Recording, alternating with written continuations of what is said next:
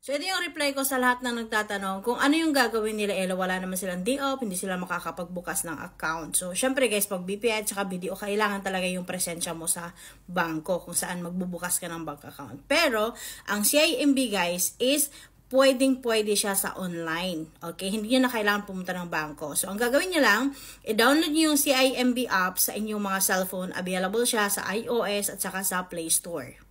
So, kapag nakagawa na kayo ng inyong bank account sa CIMB, ito explain ko naman sa inyo kung paano kayo makakapaglagak ng pera dito sa CIMB Bank. So, punta lang kayo sa inyong mga GCash. Okay? Tapos hanapin nyo doon yung GSave. Alam nyo na yan. Alam kong alam nyo na yan. Pagpunta nyo sa may GSave, makikita nyo to ang CIMB. Dalawa yung choice nyo. Pwedeng i-automatic deposit at pwedeng kayo mismo ang magde-deposit.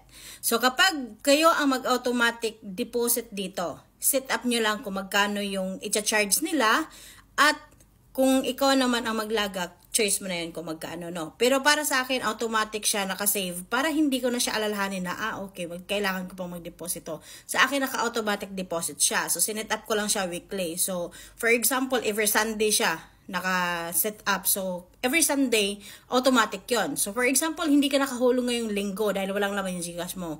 Kapag nagkalaman yan, automatic mag-charge yan. So, huwag kang magtaka, kaya nawawala yung pera mo sa GCash. Pero kailangan set up mo siya ng weekly or nasa iyo yun. Daily ba, weekly ba, monthly ba, at magkano. So, choice mo na yon. So, ngayon, nakapag-automatic save na kayo doon mula sa GSave to CIMB. Gusto nyo i-check yung account nyo sa inyong mga CIMB apps. So, buksan nyo lang yung CIMB apps ninyo. Pagdating dito naman, ito yung makikita po niyo, cash in, transfer, buy load, pay bill. So, choice niyo na yan. So, pwede niyo pong i-transfer yung mga account po ninyo kahit anong bangko. Click niyo lang po yung transfer.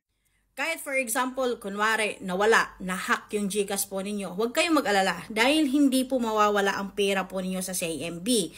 Basta ang CIMB apps po ninyo, lagi po ninyong ina-update at iingatan po ninyo. Huwag na huwag po ninyong ibibigay yung mga account personal details po ninyo.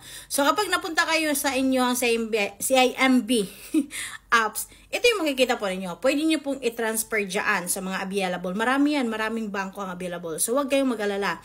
Kaya ako, payo ko sa inyo, mag-download na kayo ng CIMB apps para makapag-save kayo ng inyong mga pera.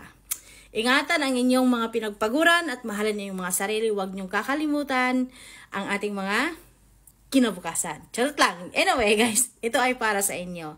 No hates. Bye, Amping.